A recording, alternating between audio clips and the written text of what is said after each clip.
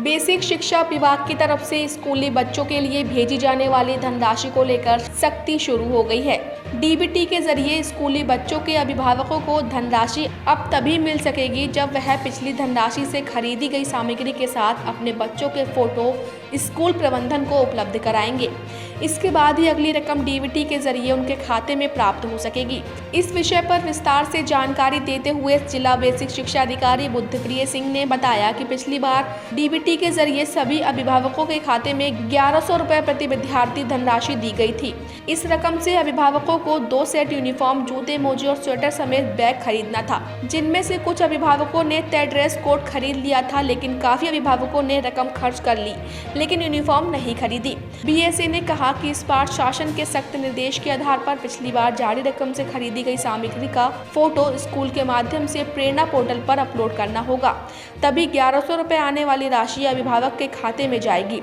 ऐसा नहीं करने पर रोक दी जाएगी। इसको लेकर बीएसए ने सभी अभिभावकों से अनुरोध करते हुए कहा कि सभी अभिभावक पिछली जारी धनराशि से खरीदी गई सामग्री के फोटो उपलब्ध करा दें। जिन्होंने नहीं खरीदा है वह खरीदकर नियम का पालन करें, जिससे योजना के तहत आने वाली अगली रकम उनके खाते में पहुंच सके।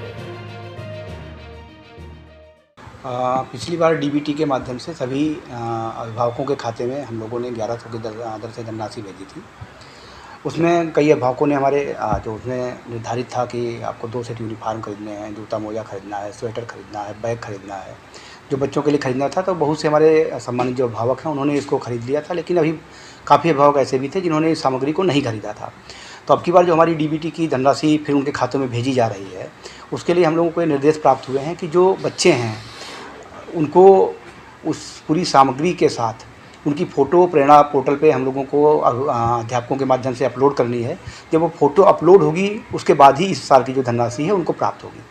तो इसके लिए मेरा सभी सम्मानित अभिभावकों से अनुरोध है कि वो जो बच्चों के लिए निर्धारित सामग्री है, जैसा मैंने पहले कहा कि 1100 की दर से धनराशि गई हुई थी सरकार के द्वारा, उसमें 2 सेट यूनिफॉर्म, जूता, मोजा, बैग और स्वेटर खरीदना था, उसको खरीद लें, जिससे हमारी जो अगली वाली योजना है उससे उनका लाभ प्राप्त हो सकते हैं और हमारे बच्चे भी उससे लाभान्वित हो सकते हैं।